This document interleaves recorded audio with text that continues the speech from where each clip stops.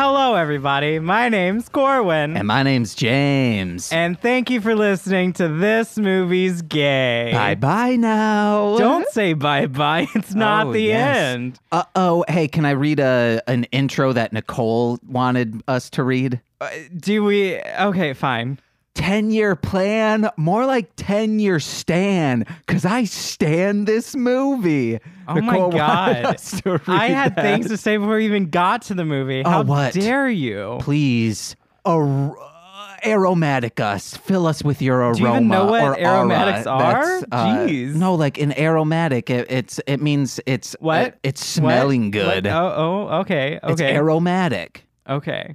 Ooh, I didn't believe him. smell this. It's good.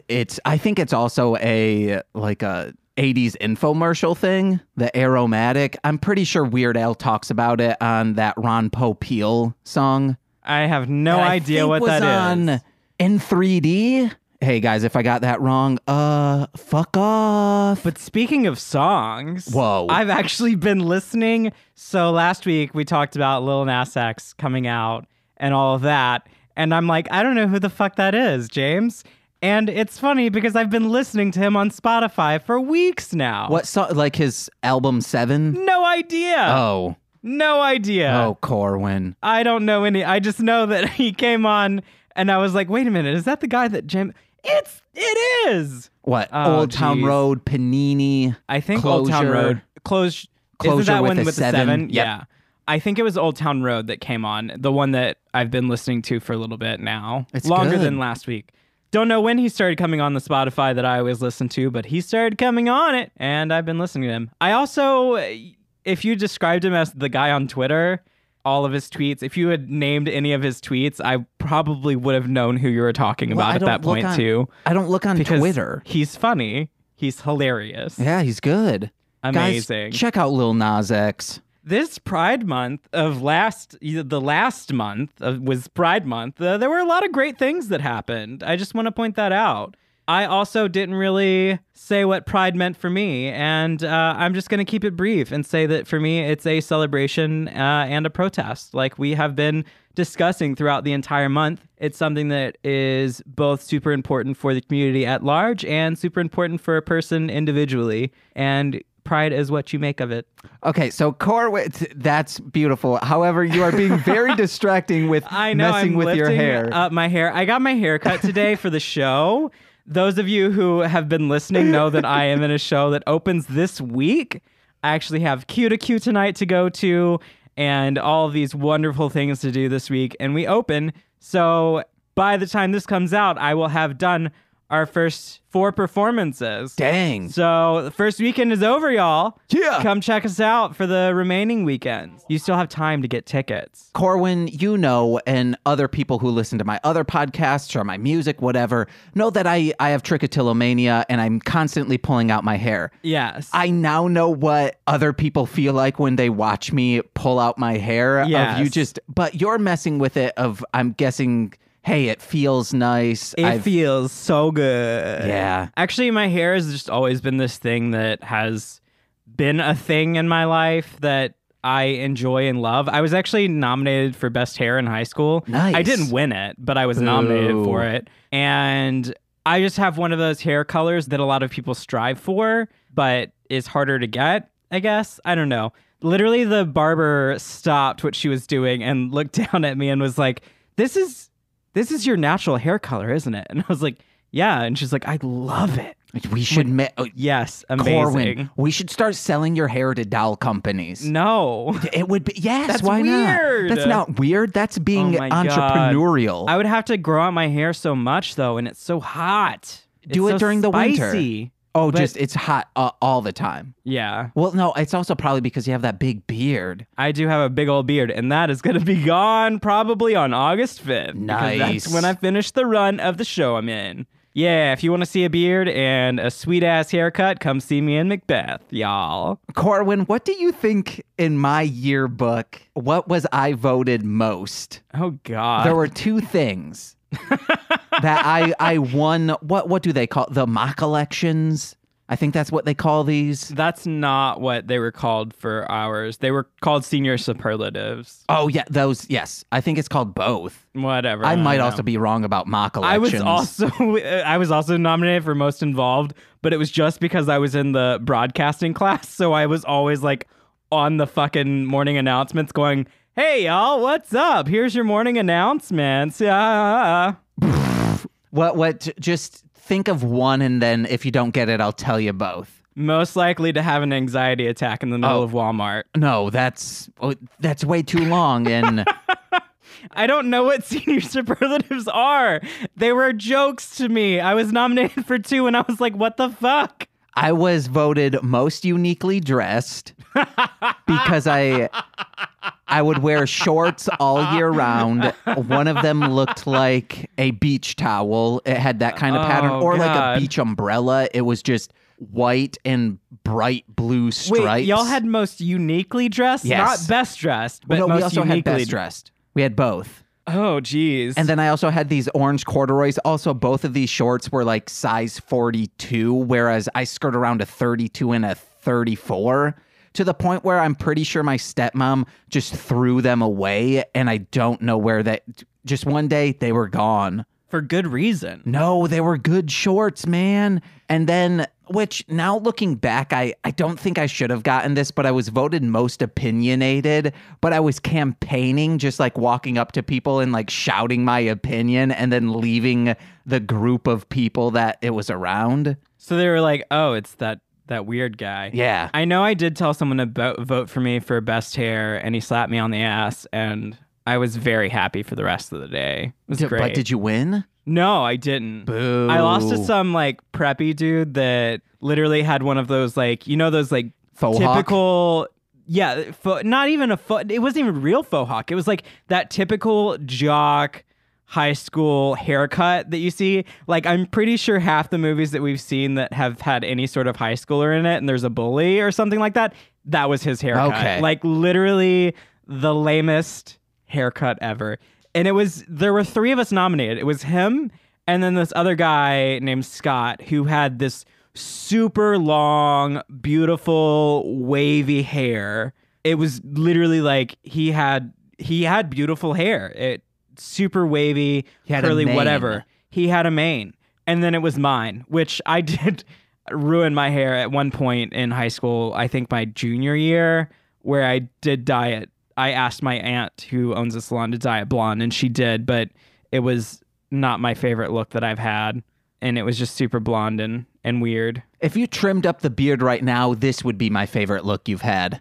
I mean, thank you. Let's cut that beard. I got some my clippers. first time going to I can't cut the beard. I'm in a show, James. And the theatre. I'm in a show, and the costume designers want it to be fluffy. Yeah, but Corwin. And big. We just full circled around. What's this movie we did? This movie is called The 10-Year Plan, and it's from 2014. It is one of those movies that I turn on when I'm bored. Because I just put it on in the background. It makes me laugh occasionally. That's what I've got to say about it. It's one of those simple rom-com, like, it's just a rom-com. That's what it is. Yeah. If you want a normal rom-com and then just make it gay, you've got this movie. Beautiful. Love it. They also reference another movie in this movie that we watched E-Cupid. on this podcast. They actually pull out the DVD version of E-Cupid in the movie. But Corwin, I do want to call you out on something. You said a normal rom-com and make it gay. Yes. Implying that gay heterosexual. is not normal. Yeah. Sorry, Ooh, y'all. I'm heating on Corwin. You got me. I'm kidding, guys. We actually edited this. I said that, and then Corwin said, no, I think this will be a learning moment if I do it. And then you call it out, James. No, I can still slip up and say things that are heteronormative. No, but I know what you mean. I know a standard rom-com. Standard rom-com. In plot. And then plot. That's what you got. And then gay people. And we're saying standard as in a heteronormative rom-com that has straight people. I was just saying the plot of a rom-com where it's like a formulaic. Yeah. I know what you're saying. Yeah, we and then both I was know what further we're expounding saying. upon it. Yes, that's exactly what this movie is. So it starts out 10-year plan. What the premise is, it's two buds, two best friends who are opposites as far as like the romantic types go, where you've got this one guy who's the playboy that goes and sleeps with everyone, blah, blah, blah. And then you've got the other guy who's super romantic and super all of this, but he tends to be a little clingy and whatever. And not even clingy. He's like, just disgustingly awkward it's just everything he does we can get pushes into people it. away. But anyway, he's like, oh, I'm never gonna get married. And then the playboy guy is like, hey, well, I mean, how about we make a pact? In 10 years, if you're not married, we'll get married. And I know you're going to be a fancy lawyer, so you're going to school and shit, so you can write it down and make it legally binding. On a napkin. And then the guy's like, yeah, okay, whatever, 10 years. So I've got 10 years to find the man, to find a man. Yes, this is and legally then he binding. Writes it out on a napkin, and then we don't see anything about it again.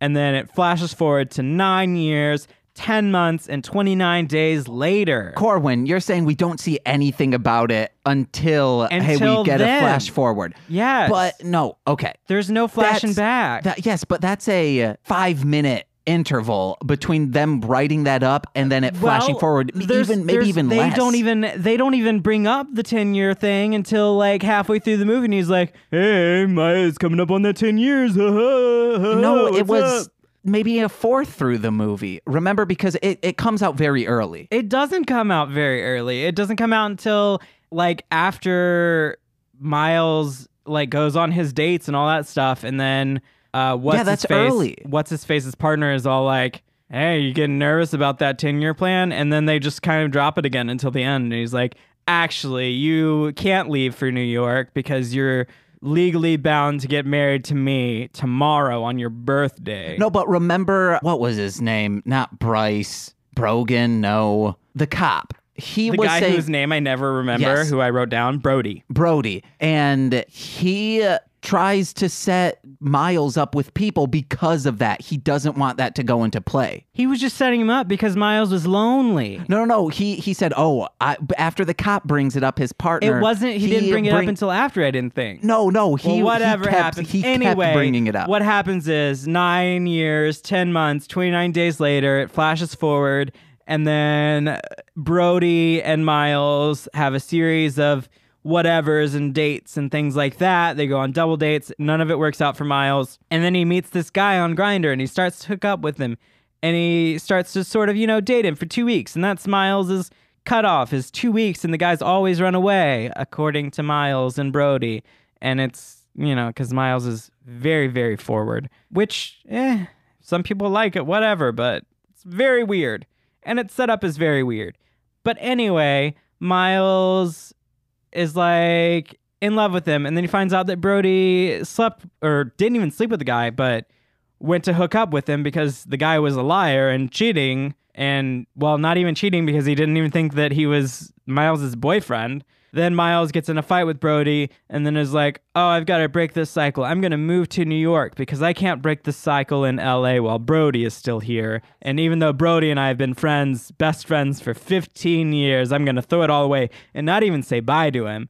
And then he goes to run off to New York, and then Brody's like, oh, actually, I'm in love with Miles and I want to marry him. And then they catch each other. Well, Brody catches him, and then they supposedly get married. You just see that they have sex. Guys, this is why you have to set terms and titles on your relationship. If you're two buds, hey, guess what? You're two buds. If you're smooch pals, tell each other you're smooch pals. They did set terms. But if you're going steady, let them know. Give them your Letterman jacket. Give them your class ring. These are things you have to do. If John Hughes taught me anything, it's go steady.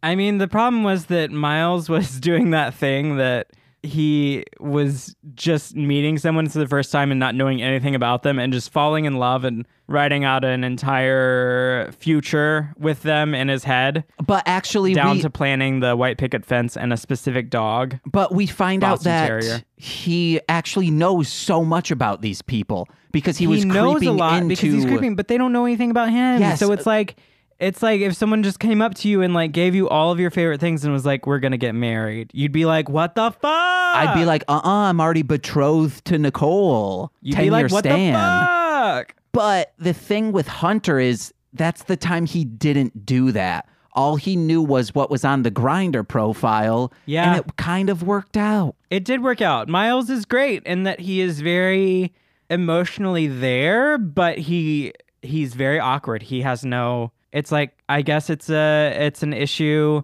That's one of those things you sort of figure out in high school, I feel like, with dating people, is figuring out sort of boundaries and consent and learning about each other and dating and things like that. You figured all that out by going and dating in high school, but Miles didn't obviously figure that out. And probably because, it's hard for gay people to date in high school. We don't really have that. I'm boundaryless, If you want to smack my bottom with a pear or something, go for it. Well, you have to consent to that first. I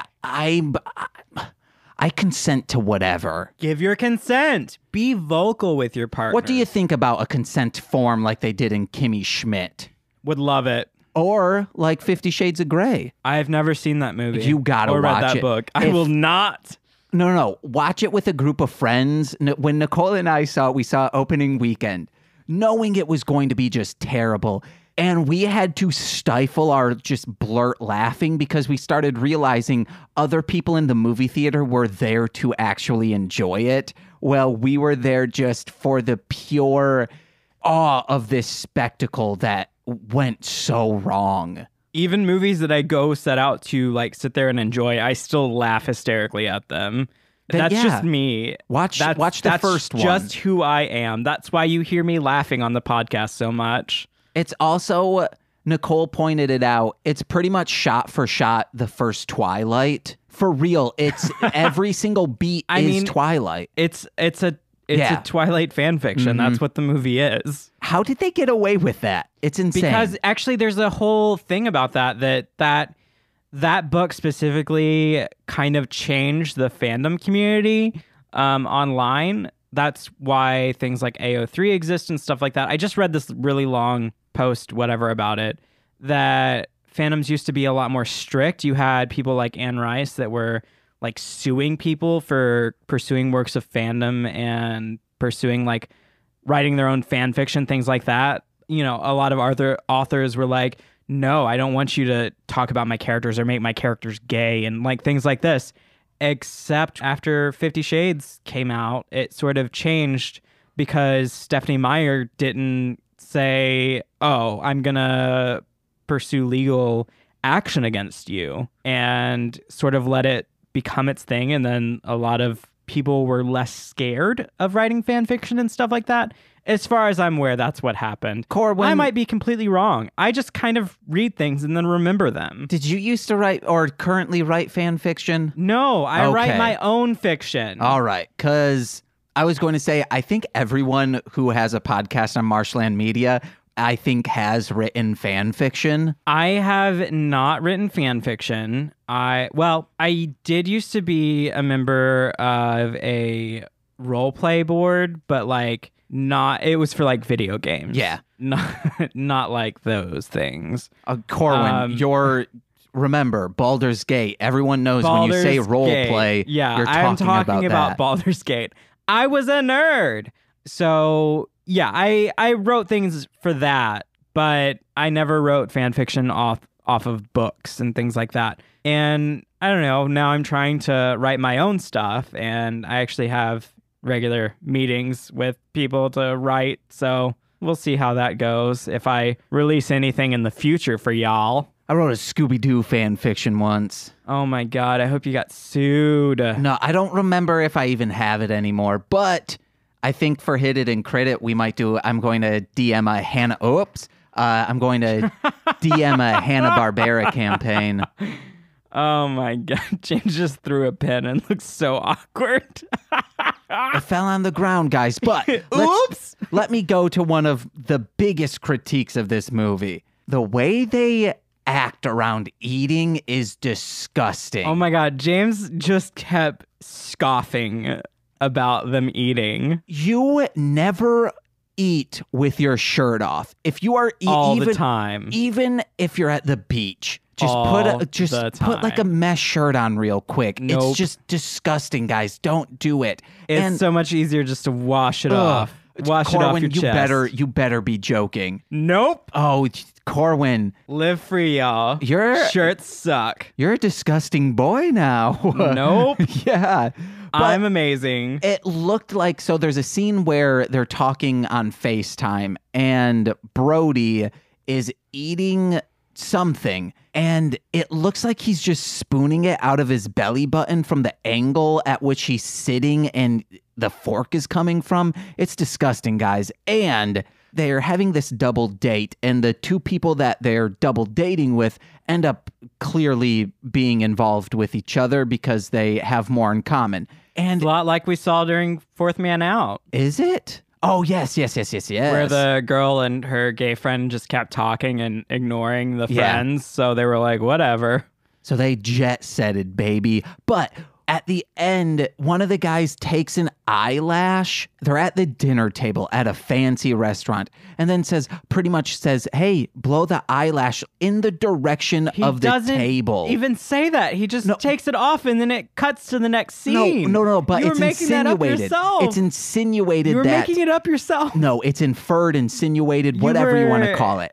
Making it up. He takes it off, then puts it in front of the guy's facial mouth area. I saw him take it off, and he's like, "Oh, there's an eyelash." And then next scene, you know he was about to blow that, and it's disgusting, guys. Don't put hair. Also, it wasn't even a fancy restaurant; it was like a bar restaurant. If I could step out of my hair while I eat, I would. James has a very strenuous relationship with his hair and food and eating. I don't want Frank anywhere near me. When we have the fan on, Frank will be downwind because I don't want his hair just floating off from him into my food. It's disgusting, guys. Ugh. James, today I brought brownie bites and James kept asking me if he could have another one.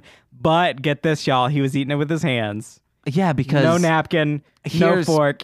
Eating it with his hands. No, here's why I didn't have a fork. You better believe I wanted a fork, but I would have had to keep getting different forks because there were like mini bites, guys, like tiny brownies that were in a container. I would have felt weird since it is Corwin's container of brownies if I put a fork in, ate off from the fork, then put the fork back in. That's like double dipping. Not if you don't touch anything else, James. Come on. I still would have thought you would think it was weird. I mean, I guess now that I know things that you do, I think are weird, but that's okay. But now that I know that you eat without a shirt on, ugh. Also, like, how do you eat with that all the time, beard? but like, if I don't have a shirt on, I'm not going to put on a shirt so that I eat. The most you should be putting into your mouth without a shirt on, no, I'm not going to get disgusting right now, is water. Or something straight from the carton. If I'm in my room, I don't like having my shirt on, James. I don't like having clothes on. You eat in your room? Sometimes, yeah. Oh, get that out of here, guys. Crumbs in your bed equal ants, and ants in your bed. I have a desk. It doesn't mean I'm eating on my bed. Okay, desk is fine. Nicole has so many desks. Luckily, there are none in our room. Most of our space in our apartment is taken up by desks, it seems like. That's most of the space in my room. Actually, it's not. I have plenty of space in my room. Do you have a loft? I don't have a loft. You should. I would love a loft, actually. That would be fun. My dad, for some reason, used to always tell me how in college he made a loft so he would have more room. And just looking back, maybe he was waiting for me to say, hey, Dad, do you want to like help me build a loft in my room? Yes, he was. He wanted some father-son bonding time. Hey. And you failed him, James. You failed him. We watched this weird show called Brimstone together. Did you ever watch Brimstone? It was on Fox. No. It was a cool concept. It was kind of like 100 Deeds for Eddie Mac. I think that was the name of it, but not really like that at all. The devil. It was a Nickelodeon show. For Eddie. What? It was a kid dies in the first episode, and then I guess God or an angel. Is this Brimstone? No. This is Eddie Mac. No. Don't talk about that. Talk about Brimstone. Brimstone is a guy, is a police officer. This is first episode stuff. His wife is sexually assaulted and then he's a police officer, but he finds the guy and just kills him. Beautiful. However, on his way back, he, I think, is in a car accident and dies. So because of that, he is sent to hell. Flash forward, maybe like 7 years later, he's been in hell, but flash forward, he's on Earth, and he's talking to what we can clearly tell is Satan. A bunch of demons from hell escaped hell and are now roaming about, and he's like, oh, well, I have this, I guess he wouldn't be lawful good, but it's neutral good, I guess, because he'll kill someone if it's not within the laws. Chaotic good. Yes. Oh, yeah, I guess that would be chaotic good. That's me. What he does now is every single episode, he is having to take down one of these demons that's roaming the earth, and the devil will allow him to, I think, either continue living or go to heaven if he wrangles all these people. It was a great show. So let's make that show, but make it gay. All right. Yes. I guess I also have notes about this. So Miles comes on super strong right away, that's a lot to do on first dates, y'all. That's just a lot. Don't give a flower knowing it's their favorite flower unless you have been friends with them for minimum 6 months. I mean, I actually did have a guy bring me flowers on, like, I think it was our second date, and I love that. I'm like, yes. But if it were first date, I would also love date. Getting flowers on a first date. I mean, if they brought me my favorite flower, I'd be like, oh, awesome. But like, don't tell me that you stalked my Facebook to find my favorite flower. I mean, I might have an idea that you did that, but I don't want you to tell me you did that. You want to know? Just don't do that. You want to know my favorite type of flower? What's your favorite flower? Facing down. It wasn't a funny joke the first time. Ooh. James stole that joke directly from the movie. I said, hey. Directly from the movie. I just had Kaboom notes open and it said everybody get crocked. Oh. The cop friend Brody does a male stripper routine sort of thing towards Miles, and you could tell Miles is instantly like turned on and he's like, oh, fuck. It's great. Yeah. Beautiful scene. Oh, so we get about maybe 20 minutes into this movie, and I look at Nicole and I say, Nicole, I think that's Victor from Power Rangers Ninja Steel. And Nicole's like, no, it's not. I'm like, that has to be. Scrolling through IMDb, and guess what, guys? If you like Power Rangers Ninja Steel and you want to see Victor without a shirt on and just ripped abs, whoo, baby. He's handsome as hell. Handsome as fucking Ninja Steel. But hey, guys, he doesn't have a shirt on. No shirt. He looks super young in this compared to, he's playing a high schooler in Ninja Steel, and he looks younger in this movie. He's handsome, guys. He's very ripped. handsome. Very Check ripped. out his Instagram. I'm going to check that out after this. The Go-Go, God, I don't even know what the Go-Go bar was unrealistic in that they could actually hear each other. Oh, yeah. All movies where you can't, except, what was that? 2 movies ago, You Should Meet My Son. You Should Meet My Son. Yes, they did. They're at least they were screaming. They're screaming. They're carrying around flashlights. Yes. Like, I don't know how anyone meets anybody in these places. No one smiles. That makes sense. That's real. It's very real. Corwin, to go back to the uniform thing, they were saying, ooh, I like a man in a uniform. Yes. What is your sexiest and least sexiest type of uniform that you would want to see someone in? I mean, I would not want someone to have a cop uniform on and strip for me. I wouldn't. I wouldn't. It just... So that's the least sexy? Yeah, just because of the politics and everything. I would not be into it. And it's cliche. Most sexy. I don't know. Firefighter's pretty great. Nice. Love a firefighter. You like those heavy jackets they wear? I love to be warm. Oh, yeah. I mean, they're not always warm. It's the fire that's warm. I'm hot. Okay. But mine, like a circa 2009 to like 2012 Burger King uniform. That's because I worked there, and that's like if Nicole still had her Burger King uniform, ooh, yeah. And that's not a joke. That's for real. And then like a post-op nurse, like a nurse who just got done operating, there's blood everywhere. That's the least sexy uniform. They need to shower. Yeah, guys, don't think a bloody outfit's sexy, guys. Some people like Halloween. Uh-oh, scary month. It's coming up soon. We're going to have some gay, scary movies, hopefully. We'll see. You'll be hearing things like this. Ah! Or maybe a thing like... Actually, scary movies don't really scare me, so we'll see if I scream. Corwin, what do you think this is? Click, clacky, clicky, clacky. That's I think skeleton. It's just you being weird. No, it's a skeleton going around. What about this? That's a witch. That sounded like Manfred. Oh, man, guys, we're watching that again in no, October. we're not. Guaranteed. We're not fucking watching that again. God damn it. When did we start this? When was our first episode released? I don't remember. It had to have been January. I think it was January. No, because... It was in November. Oh, yeah. Because that's insane that we October released... or November, yeah. Mostly Speaking Sentai was October, so then this had to have been late November then. I thought it was late October, early November, because we started off with Hellbent. We started off doing scary movies specifically for October. And then we had Christmas movies. Yeah, guys. I guess our year's coming up quicker than I thought it was. Year's coming up.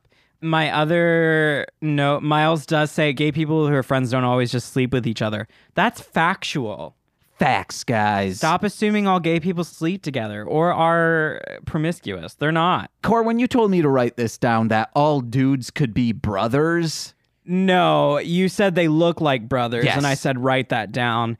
And I said write that down because that is a trend in like gay couples that you see sometimes, is that they look alike and you're like, what?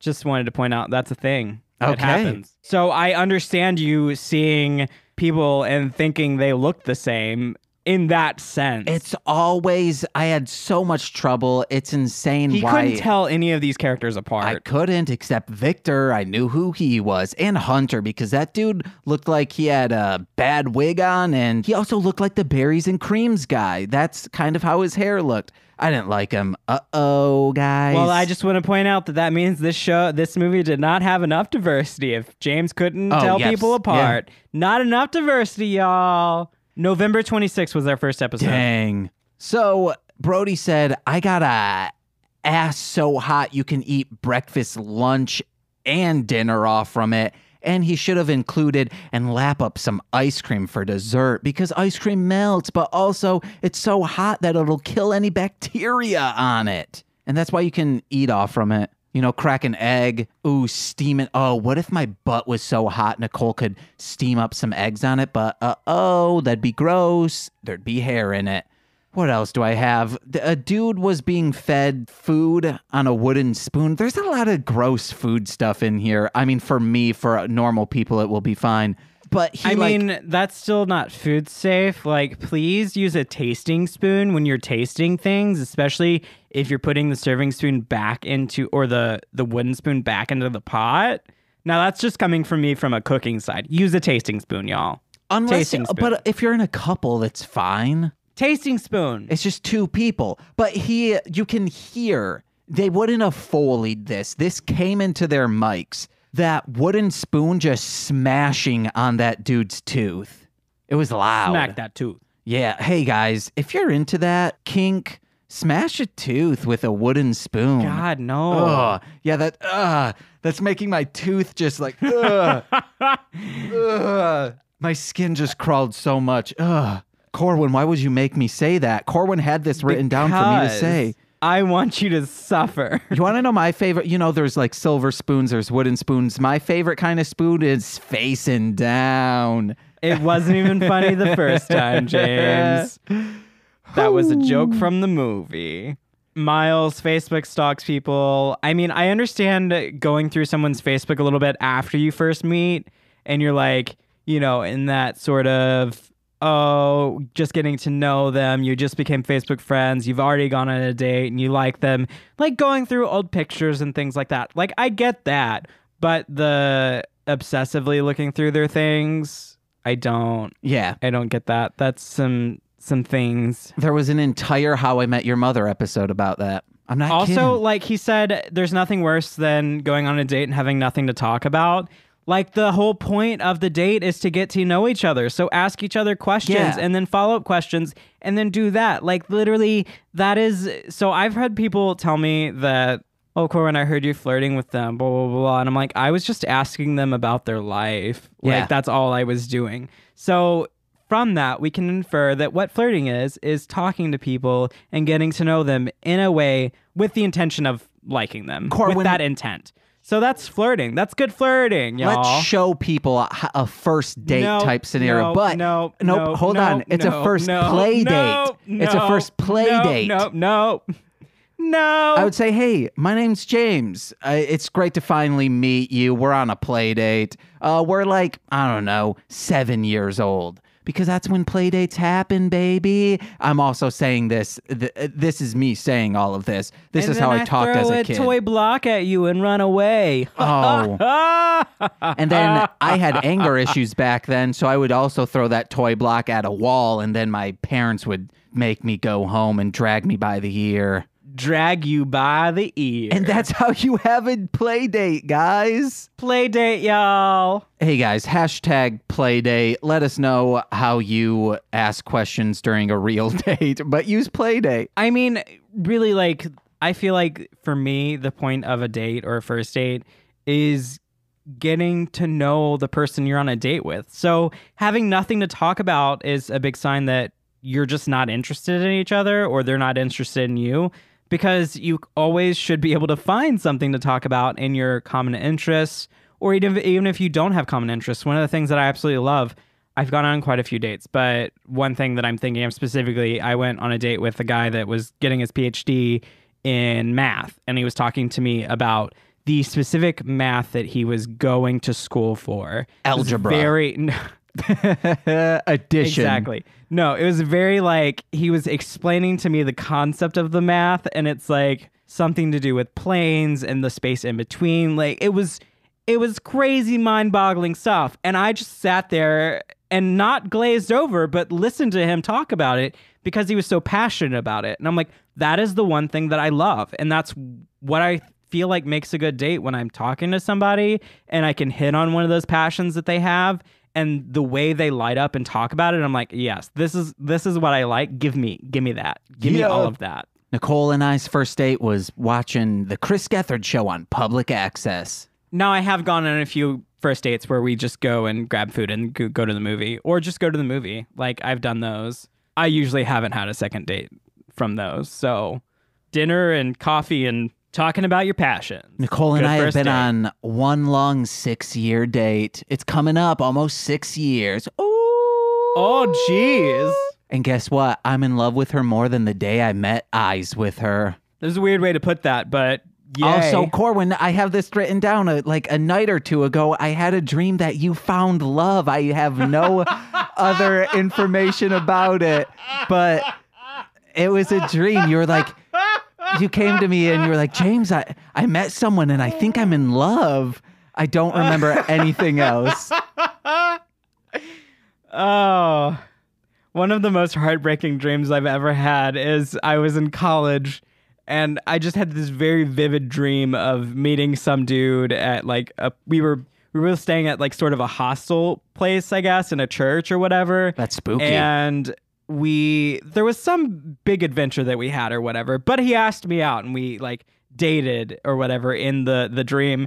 And then I woke up and I was like, it wasn't real. How you said big adventure, it made it sound like we had one bigot venture. And I was like, what a venture, you know, like a business coming from bigots?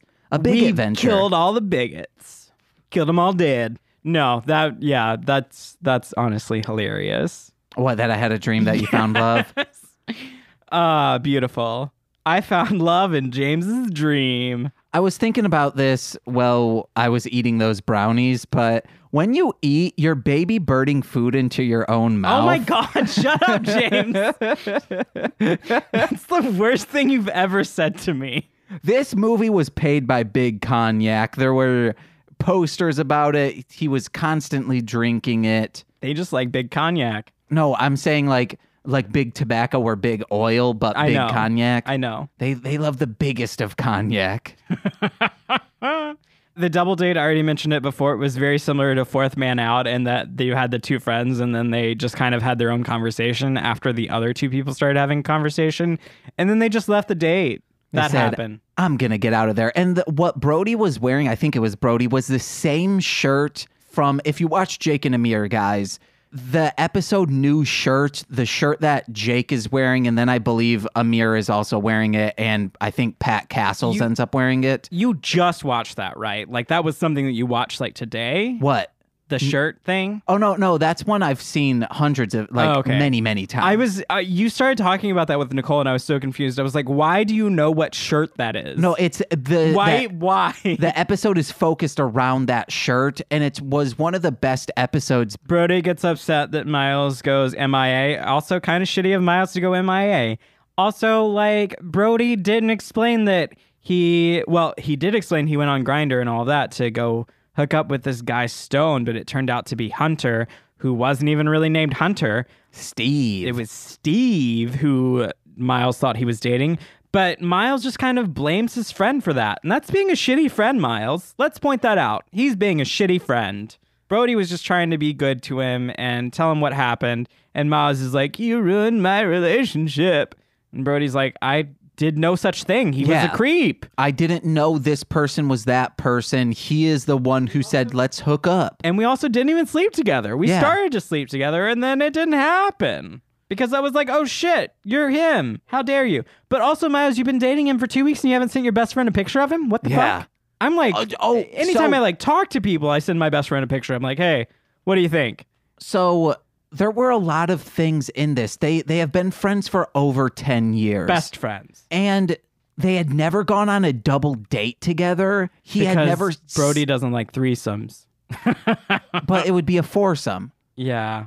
But it's just without the other date person. And then also the things that Miles is doing after 10 years of constantly the same exact thing is happening on dates, like, change. You are clearly the issue here. If it falls in the same less than 2 weeks or all the dates are leaving, you are doing something wrong and you need to change. He's talking about love and a whole future on the first date, and it's like, that's not first date material, bro. Yeah, guys, watch a episode of the Chris Gethard Show where they find out someone from the Gimghoul Castle in North Carolina hacked into their email address, and they're trying to find a mole, and you have to explain to Nicole everything that's going on because you thought this episode was going to be them getting dizzy and taking phone calls. What? That's the Chris Gethard Show. Anyway, my last note was mouth shots because I was like, what the fuck is a mouth shot?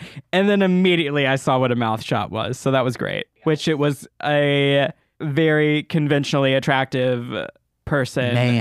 Man putting a shot in his mouth and then using his mouth to deliver the shot to the patron. Unsanitary, y'all. I wouldn't mind if Nicole did that to me, but I'd want it to be like chocolate milk because I don't drink. That's weird. I also then said to Corwin that I do that, I butt chug like that because my mouth is straight edge, but my butt isn't. That's how I do my ecstasy. That's how I do my... You ever seen like a lady smoke a cigarette with her vagina? Well, you can do that with your butt too with marijuana. I chain smoke with my butt. You know I can turn you down, right? I'm gonna keep screaming to try to save the listeners. Oh, let me see. The pepper spray kink. Oh yeah, the fancy girl. She also apparently likes getting sprayed with pepper spray. That's what I'm gonna assume happens because they're like, we need more pepper spray, and then she's always talking about his nightstick. Yeah, not his dick, but the actual nightstick. She wants to be hit with it, or just have it as a dildo thing. I'm hoping it's the dildo thing because then she it's likes just to get hit with it. She likes the pepper spray. That's police brutality, and I don't want that. How do you know she's not hitting him with it? Oh, I guess. Ooh, then she's assaulting an officer. Ooh, sexy. Those were all the notes that I had. I have one about more. The movie. So there are several times, and speaking of several times, that they bring up whenever they talk about like coming or having an orgasm, it's always, oh, you came a few times tonight. It's never, they always want to put an emphasis on you had multiple orgasms. That's how it be, James. That's how it be. Hey guys, if you can't have multiple orgasms, it's fine. It's nothing against you. You just know how to keep it inside. Yeah. I take it back. That's the worst thing you've ever said to me. Guys, you have to edge. If you've never done it, it's this new fad going around. Oh my God. Oh boy. I never want James to talk about sex things in my presence ever in my life. Because I'm always I'm never serious about it. It's still weird to me. Because I don't like talking about my actual sex life. It's weird to me. Yeah, because it's weird to me to talk about my sex life. Yes. Because I've had like 4 sexual partners, so it's easy to narrow down. Because then it seems like I'm talking about them. Stop talking about it, James. Oh, God. I don't want to air out their laundry. It's just reminding me of the episode with TC and the Violator. God. Or the episode with Rachel and the Violator. And the Violator. Oh, my God. Corwin, be open about sex things. That's fine. Are we finishing up? We are finishing up. We had a nice, decent, long-length episode. Yeah. I apologize for last week having to leave. Hey, but the fans got what they really wanted. I also apologize for leaving you with James alone for 15 or so minutes. So this is what happened. I apologize for that. Corwin said, oh, we need to finish up. I said, okay, awesome. We've been recording for at least 45, 50 minutes. We stand up after I hit stop, and I see it's only 30. I'm like, oh, wow, that's a really short episode. So he's about to leave, and I said, hey. Literally running out the door. Would it be fine if I put in an additional 15 just to kind of beef up the episode a little? And he said, oh, absolutely. It might be weird. You'll need to do something to let people know that there's more going.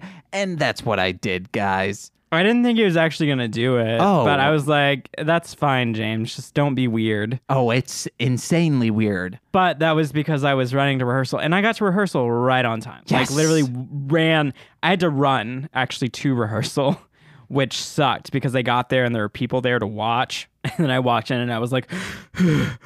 Get a scooter, dude. Well, I don't have one of those. That's why I said get one. Don't want one, James. They're great. No, Corey King, he was using a scooter because we had to go to Mariano's to pick up some pizzas. I got my first black eye on a scooter. Oh, what? Yeah. I was riding and I hit a rock and like my scooter was old, I guess. I don't know. The handlebar went sideways and I fell and hit it like right on the corner of my eye.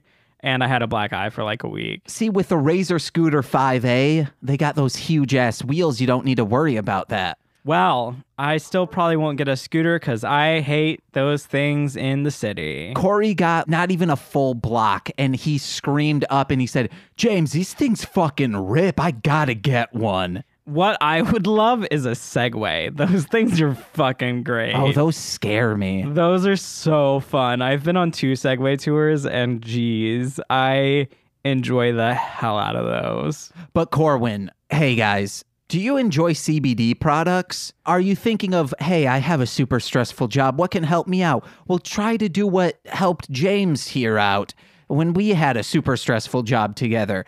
Try a CBD product. It might be good. And if you do try one and you're trying to figure out, hey, where should I buy these? Well, go to the description of this podcast. You will see a link to trythecbd.com. It'll say, click here. Click that link. That's our affiliate link. And anything you purchase on there, we will see a commission fee from it. Whoa, commission fees so we can get things like a rug or, we got donations for the AC, but if we ever need anything like that, commission fees, whoa. Yeah, I do need a new computer eventually, but it's, That's expensive. Yeah. Commission fees. A new mixer sometime. Lots of things for the studio. Also, eventually help me pay rent, which is also the studio. Studio, rent. Yeah. Please do that. Yeah, guys. Also, for promos, come see my show. Yeah. We've got a few weekends left as of this recording. Hopefully, we'll hear from... I'll try to see if I can get any cast mates on the podcast, Yes. so you guys can hear from that. James and I will discuss that later. But yes, come see us. We're at the Edge Theater. It's on Broadway and Catalpa in Chicago. We play from Thursdays through Sundays. Thursdays, Friday, Saturday, we have a 7:30 performance. Saturday, Sunday, we have a 2 o'clock performance. And we're playing till August 4th. So come see us. The info is all in the description. It's with my theater company that I have mentioned many, many times, Saltbucks Theater Collective, who you've heard from the founder on this podcast as well. He was on the Pride episode, Brian Fruits. So he's the one directing this. There's also in it Jason Narvi, who was in Power Rangers. So, cool things. Yeah. Haha. So I get to act on stage with someone that was in Power Rangers. That's so bizarre and surreal, and I love it. So come see us. Also, follow us on Twitter. Follow me on Twitter, @CoreWinning. Follow the podcast on Twitter, @ThisMovie'sGay. Please support us. Thank you. Yeah. And hey, guys, you want to hear me talk more with other people throughout the week? Well, you can find my podcasts Monday through Thursday at MLMpod.com. On Mondays, you're already listening to us, This Movie's Gay. On Tuesdays, What the Hellmouth. Wednesdays, a D&D podcast called Hit It and Crit It. And on Thursdays, with my betrothed Nicole, we talk about mostly Speakin' Sentai. That's the name. I've been on that a couple times. Yeah. Woo-hoo. Demon with the Corwin Kick and our hashtag. Road to G-Fest. Yeah. Road to G-Fest episode 3, hashtag Yogurt Mouth. Yogurt Mouth. Yogurt. Oh, God. Oh, no, Gogurt Mouth. Gogurt Mouth. Which You got to buy a box. Yeah, people tweeted enough for me to do that video. I don't remember what the video was. Oh, so. it's just me quickly pulling Gogurt and it just flies on my face. I always freeze those, so I would love to see you squeeze a frozen Gogurt I'll onto do your both. face. It won't work. No, But try it. No, it'll just hit me It'll square in hit the you. eye, and then actually I shouldn't do that because I don't have health insurance. Something Just might go squeeze wrong. it into your mouth, but then you might choke on it, and you gotta hurry and heat it up in your mouth so that it turns liquid. Ew, like that SpongeBob episode. When I just let things go right, I just open my throat and let it go down. Hey guys, but if you'd like to donate to us, I'm keeping that silence in.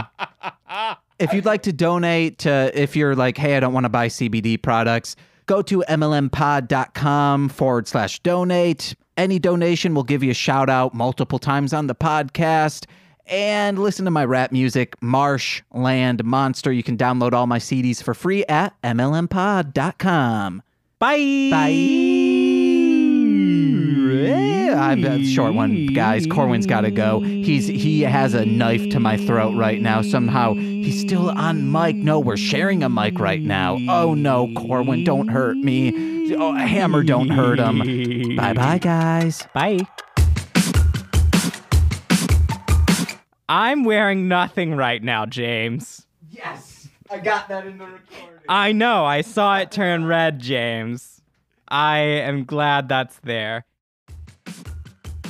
This has been a Marshland Media production, produced by James McCullum. For more content, please visit MLMpod.com.